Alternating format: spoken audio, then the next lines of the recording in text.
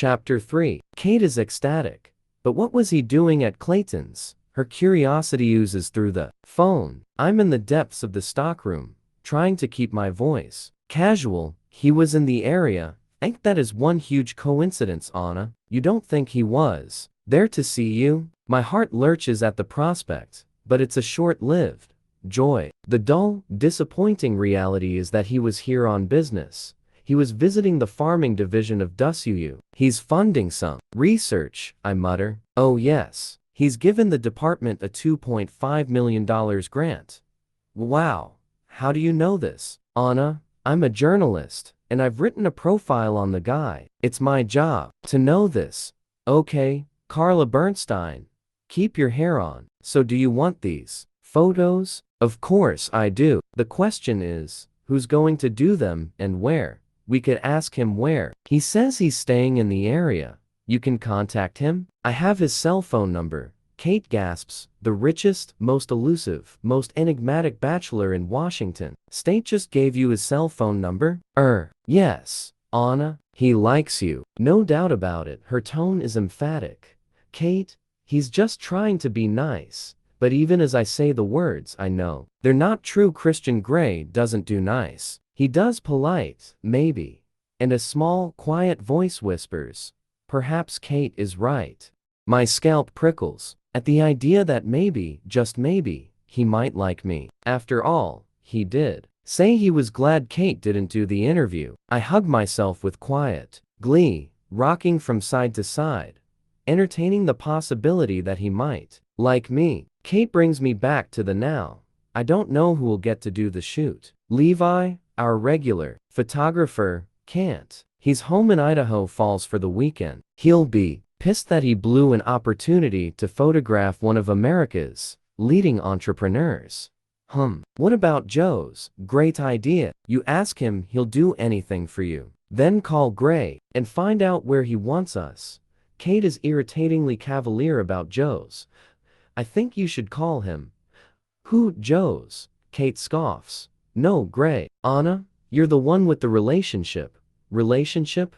I squeak at her, my voice rising several octaves. I barely know the guy. At least you've met him, she says bitterly. And it looks like he wants to know you better. Anna, just call him, she snaps and hangs up. She is so bossy sometimes. I frown at my cell, sticking my tongue out at it. I'm just leaving a message for Joe's when Paul enters the stockroom, looking for sandpaper. We're kind of busy out there, Anna, he says without acrimony. Yeah, sorry, I mutter, turning to leave. So, how come you know Christian Grey? Paul's voice is unconvincingly nonchalant. I had to interview him for our student newspaper. Kate wasn't well.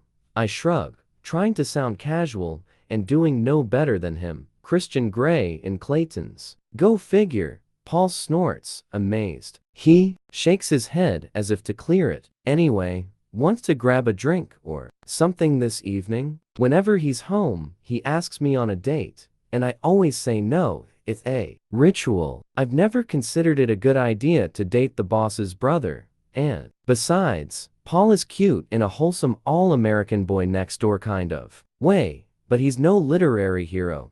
Not by any stretch of the imagination. Is Grey? My subconscious asks me, her eyebrow figuratively raised. I slap her down.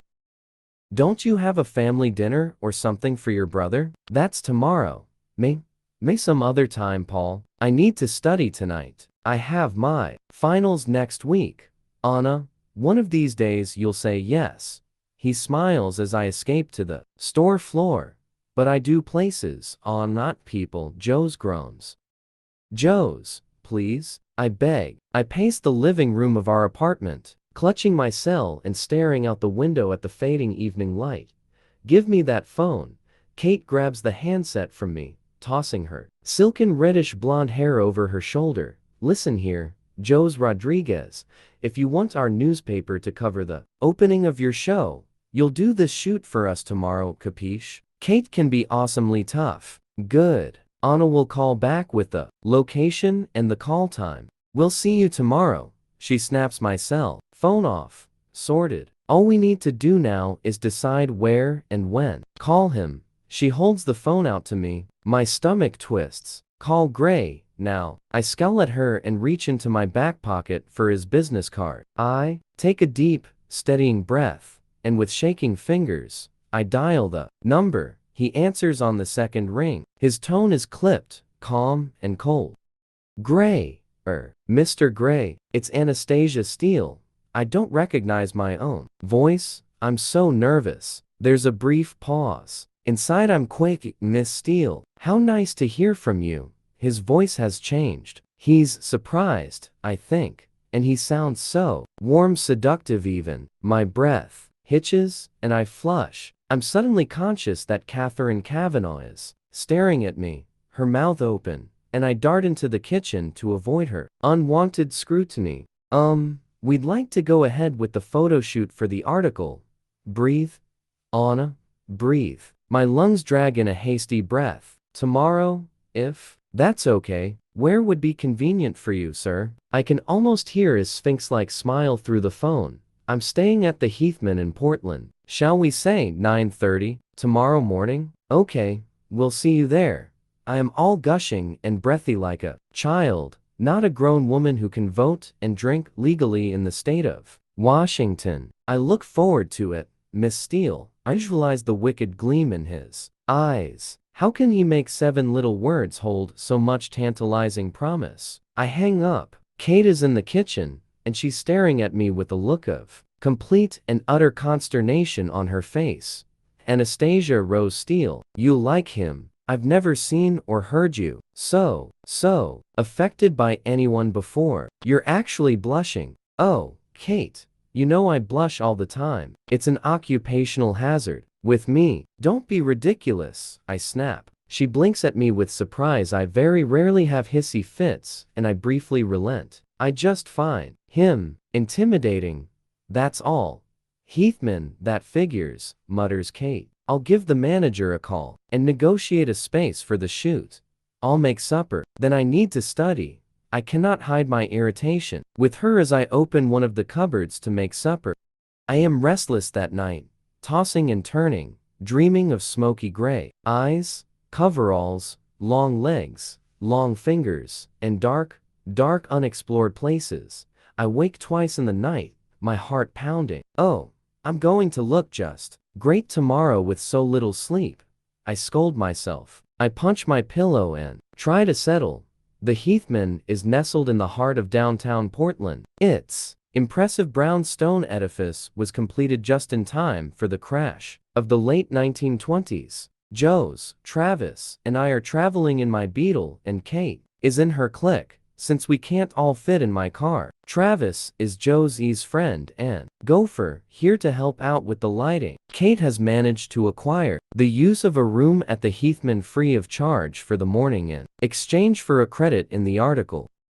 When she explains at reception that we're here to photograph Christian Gray, CEO, we are instantly upgraded to a suite. Just a regular-sized suite, however, as apparently Mr. Gray is already occupying the largest one in the building. An overkeen marketing executive shows us up to the suite. He's terribly young and very nervous for some reason. I suspect Kate's beauty and commanding manner disarm him because he's putty in her hands. The rooms are elegant, understated, and opulently furnished. It's 9. We have half an hour to set up. Kate is in full flow. Joe's, I think we'll shoot against that wall. Do you agree? She doesn't wait for his reply. Travis, clear the chairs. Anna, could you ask housekeeping to bring up some refreshments? And let Gray know where we are. Yes, mistress. She is so domineering. I roll my eyes but do as I'm told. Half an hour later, Christian Gray walks into our suite. Holy crap. He's wearing a white shirt, open at the collar, and gray flannel pants that hang from his hips. His unruly hair is still damp from a shower. My mouth goes dry looking at him. He's so freaking hot. Gray is followed into the suite by a man in his mid-30s, all buzz cut, and stubble in a sharp dark suit and tie who stands silently in the corner. His hazel eyes watch us impassively. Miss Steele, we meet again. Gray extends his hand, and I shake it, blinking rapidly. Oh my, he really is quite. As I touch his hand, I'm aware of that delicious current running right through me, lighting me up, making me blush, and I'm sure my erratic breathing must be audible.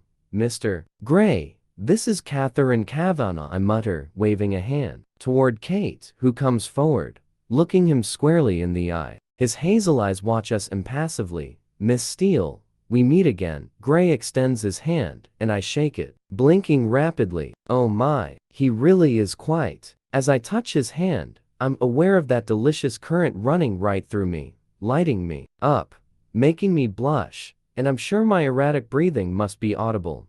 Mr. Gray, this is Catherine Kavanagh, I mutter, waving a hand toward Kate, who comes forward, looking him squarely in the eye. The tenacious Miss Kavanagh, how do you do? He gives her a small smile, when genuinely amused. I trust you're feeling better? Anastasia said you were unwell last week. I'm fine, thank you, Mr. Gray. She shakes his hand firmly without batting an eyelid. I remind myself that Kate has been to the best private schools in Washington. Her family has money, and she's grown up, confident and sure of her place in the world. She doesn't take any crap. I am in awe of her. Thank you for taking the time to do this. She gives him a polite, professional smile. It's a pleasure, he answers, turning his gaze on me, and I flush again. Damn it. This is Jose Rodriguez, our photographer, I say, grinning at Jose, who smiles with affection back at me. His eyes cool when he looks from me to Gray. Mr. Gray, he nods. Mr. Rodriguez. Gray's expression changes too, as he appraises Jose. Where would you like me? Gray asks him. His tone sounds vaguely threatening, but Catherine is not about to let Jose run the show. Mr. Gray, if you could sit here please. Be careful of the lighting, cables, and then we'll do a few standing too. He directs him to a chair, set up against the wall. Travis switches on the lights, momentarily blinding Gray, and mutters an apology. Then Travis and I stand back and watch as Jose proceeds to snap away. He takes several photographs handheld, asking Gray to turn this way, then that, to move his arm, then put it down again. Moving to the tripod, Jose takes several more, while Gray sits and poses patiently. And naturally, for about 20 minutes, my wish has come true. I can stand and admire Gray from not so afar. Twice our eyes lock, and I have to tear myself away from his cloudy gaze. Enough sitting. Catherine wades in again. Standing, Mr. Gray? She asks. He stands, and Travis scurries in to remove the chair. The shutter on Jose's Nikon starts clicking again. I think we have enough, Jose announces 5 minutes later. Great, says Kate. Thank you again, Mr. Gray. She shakes his hand, as does Jose. I look forward to reading the article, Miss Kavanagh, murmurs Gray, and turns to me, standing by the door. Will you walk with me, Miss Steele? He asks. Sure, I say, completely thrown. I glance anxiously at Kate, who shrugs at me. I notice Jose scowling behind her. Good day to you all, says Gray as he opens the door, standing aside to allow me out first. Holy hell, what's this about? What does he want? I pause in the hotel corridor, fidgeting nervously as Gray emerges from the room, followed by Mr. Buzz Cut in his sharp suit. I'll call you Taylor, he murmurs to Buzz Cut. Taylor wanders back down the corridor, and Gray turns his burning gray gaze to me. Crap, have I done something wrong? I wondered if you would join me for coffee this morning. My heart slams into my mouth. A date? Christian Gray is asking me on a date. He's asking if you want a coffee. Maybe he thinks you haven't woken up yet. My subconscious whines at me in a sneering mood again. I clear my throat, trying to control my nerves. I have to drive everyone home, I murmur apologetically, twisting my hands and fingers in front of me. Taylor, he calls, making me jump. Taylor, who had been retreating down the corridor, turns and heads back toward us. Are they based at the university? Gray asks, his voice soft and inquiring. I nod, too stunned to speak. Taylor can take them. He's my driver. We have a large 4x4 here, so he'll be able to take the equipment too. Mr. Gray, Taylor asks when he reaches us, giving nothing away. Please, can you drive the photographer, his assistant, and Miss Kavanaugh back home? Certainly, sir, Taylor replies. There, now, can you join me for coffee? Gray smiles as if it's a done deal. I frown. Mr. Gray, this really, look, Taylor doesn't have to drive them home. I flash a brief look at Taylor, who remains stoically impassive. I'll swap vehicles with Kate, if you give me a moment. Gray smiles, a dazzling, guarded, natural, all teeth showing, glorious smile. Oh my. He opens the door of the suite so I can go in. I scoot around him to re-enter the room, finding Catherine in deep discussion with Joe's. Anna, I think he definitely likes you, she says with no preamble whatsoever. Joe's glares at me with disapproval. But I don't trust him, she adds. I raise my hand up in the hope that she'll stop talking. By some miracle, she does. Kate, if you take Wanda, can I take your car? Why? Christian Grey has asked me to go for coffee with him.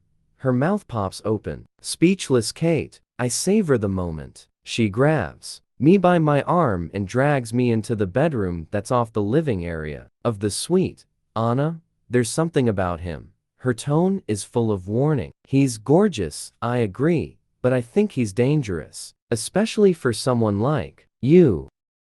What do you mean, someone like me? I demand, affronted. An innocent like you, Anna. You know what I mean, she says a little irritated. I flush. Kate, it's just coffee. I'm starting my exams this week, and I need to study, so I won't be long. She purses her lips as if considering my request. Finally, she fishes her car keys out of her pocket and hands them to me. I hand her mine.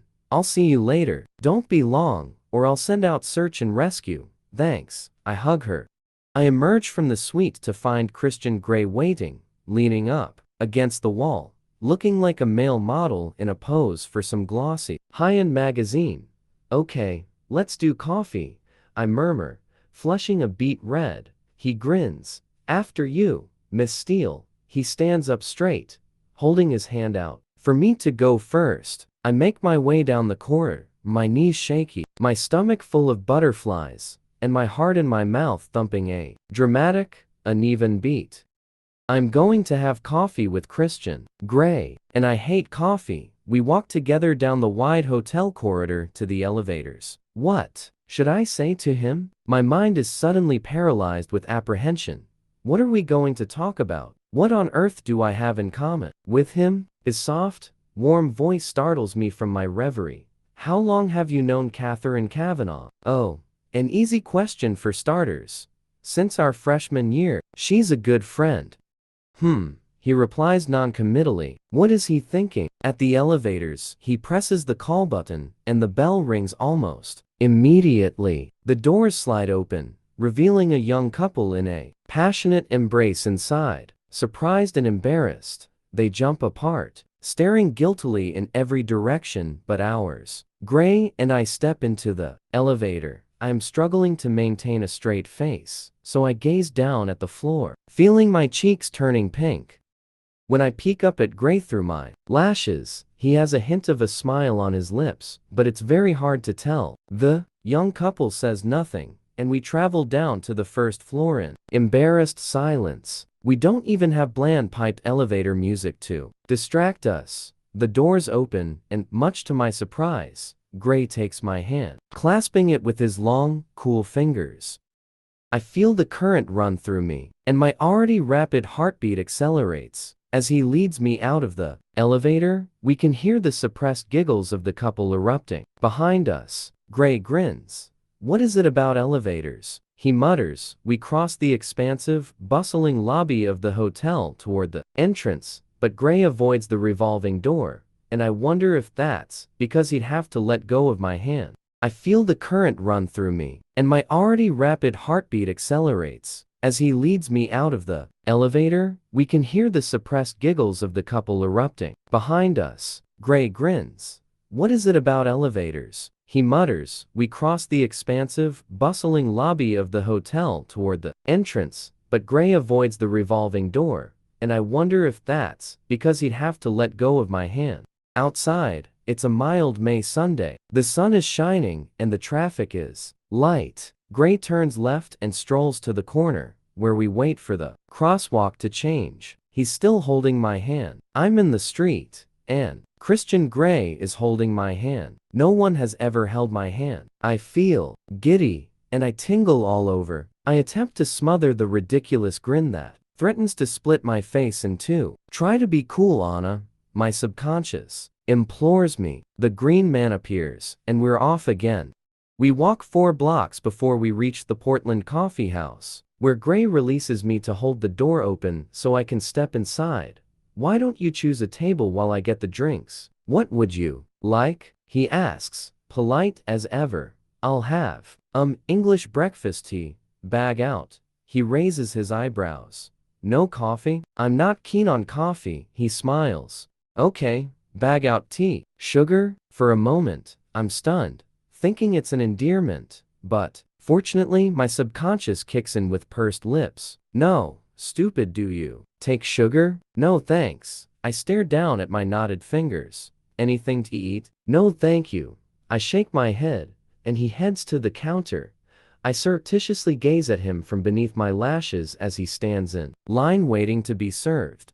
I could watch him all day. He's tall, broad-shouldered, and slim, and the way those pants hang from his hips. Oh, my. Once or twice, he runs his long, graceful fingers through his now dry, but still disorderly hair. I'd like to do that. The thought comes, unbidden, into my mind, and my face flames. I bite my lip and stare down at my hands again, not liking where my wayward thoughts are headed. Penny for your thoughts. Gray is back, startling me. Oh, crimson. I was just thinking about running my fingers through your hair and wondering if it would feel soft to touch. I shake my head. He's carrying a tray, which he sets down on the small, round birch veneer table. He hands me a cup and saucer, a small teapot, and a side plate, bearing a lone teabag labeled Twining's English Breakfast, my favorite. He has a coffee that bears a wonderful leaf pattern imprinted in the milk. How do they do that? I wonder idly. He's also bought himself a blueberry muffin. Putting the tray aside, he sits opposite me and crosses his long legs. He looks so comfortable, so at ease with his body. I envy him. Here's me, all gawky and uncoordinated, barely able to get from A to B without falling flat on my face. Your thoughts, he prompts me. This is my favorite tea. My voice is quiet, breathy. I simply can't believe I'm sitting opposite Christian Grey in a coffee shop in Portland. He frowns. He knows I'm hiding something. I pop the tea bag into the teapot and almost immediately fish it out again with my teaspoon. As I place the used tea bag back on the side plate, he cocks his head, gazing quizzically at me. I like my tea black and weak. I mutter as an explanation. I see. Is he your boyfriend? Whoa, what? Who? The photographer, Jose Rodriguez. I laugh, nervous but curious. What gave him that impression? No, Jose is a good friend of mine, that's all. Why did you think he was my boyfriend? The way you smiled at him, and he at you. His gaze holds mine. He's so unnerving. I want to look away, but I'm caught spellbound. He's more like family, whisper. Gray nods, seemingly satisfied with my response, and glances down at his blueberry muffin. His long fingers deftly peel back the paper, and I watch, fascinated. Do you want some? He asks, and that amused, secret smile is back. No thanks. I frown and stare down at my hands again. And the boy I met yesterday at the store. He's not your boyfriend? No, Paul's just a friend. I told you yesterday. Oh, this is getting silly. Why do you ask? You seem nervous around men. Holy crap, that's personal. I'm just nervous around you, Gray. I find you intimidating. I flush scarlet, but mentally pat myself on the back for my candor, and gaze at my hands again. I hear his sharp intake of breath. You should find me intimidating. He nods. You're very honest. Please don't look down. I like to see your face. Oh, I glance at him, and he gives me an encouraging but wry smile. It gives me some sort of clue what you might be thinking. He breathes You're a mystery, Miss Steele. Mysterious? Me? There's nothing mysterious about me. I think you're very self-contained. He murmurs. Am I? Wow, how am I managing that? This is bewildering. Me, self-contained? No way. Except when you blush, of course, which is often. I just wish I knew what you were blushing about. He pops a small piece of muffin into his mouth and starts to chew it slowly, taking his eyes off me. And as if on cue, I blush. Crap, do you always make such personal observations? I hadn't realized I was. Have I offended you? He sounds surprised. No. Answer truthfully. Good. But you're very high-handed. He raises his eyebrows and, if I'm not mistaken, flushes slightly too. I'm used to getting my own way, Anastasia, he murmurs. In all things. I don't doubt it. Why haven't you asked me to call you by your first name? I'm surprised by my audacity. Why has this conversation become so serious? This isn't going the way I thought it was going to go. I can't believe I'm feeling so antagonistic toward him. It's like he's trying to warn me off. The only people who use my given name are my family and a few close friends. That's the way I like it. Oh, he still hasn't said, call me Christian. He is a control freak. There's no other explanation, and part of me is thinking maybe it would have been better if Kate had interviewed him. Two control freaks together. Plus, of course, she's almost blonde, well, strawberry blonde, like all the women in his office. And she's beautiful. My subconscious reminds me, I don't like the idea of Christian and Kate. I take a sip of my tea, and Gray eats another small piece of his muffin.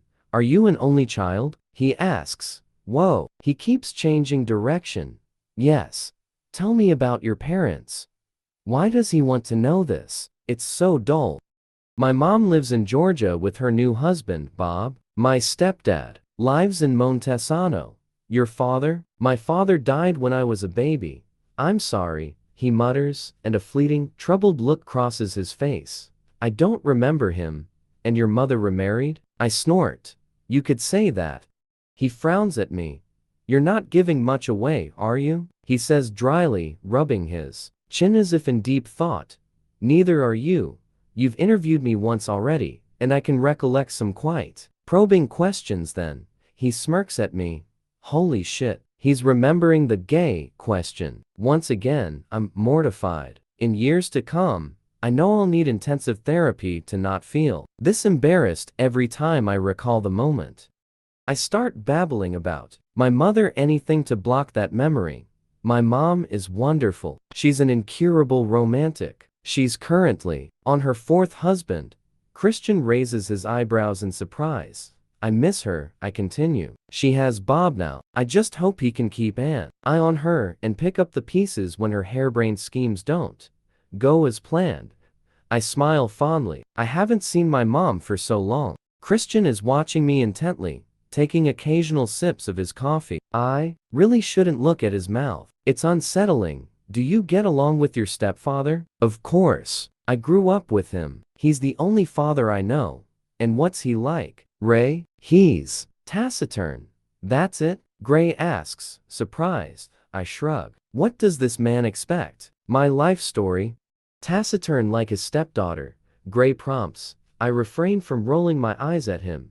He likes soccer, European soccer especially, and bowling, and fly fishing, and making furniture. He's a carpenter. Ex-arm. I sigh. You lived with him? Yes. My mom met husband number 3 when I was 15. I stayed with Ray. He frowns as if he doesn't understand. You didn't want to live with your mom? He asks. This really is none of his business. Husband number 3 lived in Texas. My home was in Montesano. And, you know, my mom was newly married. I stop. My mom never talks about husband number 3. Where is Gray going with this? This is none of his business. Two can play at this game. Tell me about your parents, I ask. He shrugs. My dad's a lawyer. My mom is a pediatrician. They live in Seattle. Oh, he's had an affluent upbringing. And I wonder about a successful couple who adopts 3 kids. And one of them turns into a beautiful man who takes on the business world and conquers it single-handed. What drove him to be that way? His folks must be proud. What do your siblings do? Elliot's in construction, and my little sister is in Paris studying cookery under some renowned French chef. His eyes cloud with irritation. He doesn't want to talk about his family or himself. I hear Paris is lovely, I murmur. Why doesn't he want to talk about his family? Is it because he's adopted? It's beautiful. Have you been? He asks, his irritation forgotten. I never left mainland USA, so now we're back to banalities. What? Is he hiding? Would you like to go to Paris? I squeak. This has thrown me. Who wouldn't want to go to Paris? Of course, I concede. But it's England that I'd really like to visit. He cocks his head to one side, running his index finger across his lower lip. Oh my, because I blink rapidly, concentrate, steal. It's the home of Shakespeare, Austen, the Bronte sisters, Thomas Hardy. I'd like to see the places that inspired those people to write such wonderful books. Glance at my watch. I'd better go. I have to study. For your exams? Yes. They start Tuesday. Where's Miss Kavanaugh's car? In the hotel parking lot. I'll walk you back. Thank you for the tea, Mr. Gray. He smiles his odd, I've got a whopping big secret smile. You're welcome, Anastasia. It's my pleasure. Come, he commands, and holds his hand out to me. I take it, bemused, and follow him out of the coffee shop. We stroll back to the hotel, and I'd like to say it's in companionable silence. He at least looks his usual calm, collected self. As for me, I'm desperately trying to gauge how our little coffee morning has gone. I feel like I've been interviewed for a job, but I'm not sure what for. Do you always wear jeans? He asks out of the blue. Mostly. He nods. We're back at the intersection, across the road from the hotel. My mind is reeling. What an odd question, and I'm aware that our time together is limited. This is it. This was it, and I've completely blown it, I know. Perhaps he has someone. Do you have a girlfriend? I blurt out. Holy crap, I just said that out loud. His lips quirk up in a half smile, and he peers down at me. No, Anastasia, I don't do the girlfriend thing, he says softly. Oh, what does that mean? He's not gay. Oh, maybe he is. He must have lied to me in his interview, and for a moment, I think he's going to follow up with some explanation, some clue to this cryptic statement, but he doesn't. I have to go. I have to try to reassemble my thoughts. I have to get away from him. I walk forward and I trip, stumbling headlong into the road. Shit, Anna, Gray cries. He tugs the hand that he's holding so hard that I fall back against him just as a cyclist whips past, narrowly missing me, heading the wrong way up this one-way street. It all happens so fast. 1 minute I'm falling, the next I'm in his arms, and he's holding me tightly against his chest. I inhale his clean, wholesome scent. He smells of freshly laundered linen and some expensive body wash. It's intoxicating. I inhale deeply. Are you okay? He whispers. He has one arm around me, clasping me to him, while the fingers of his other hand softly trace my face, gently probing, examining me. His thumb brushes my lower lip, and his breath hitches. He's staring into my eyes, and I hold his anxious, burning gaze. For a moment, or maybe it's forever, but eventually my attention is drawn to his beautiful mouth. And for the first time in 21 years, I want to be kissed. I want to feel his mouth on mine.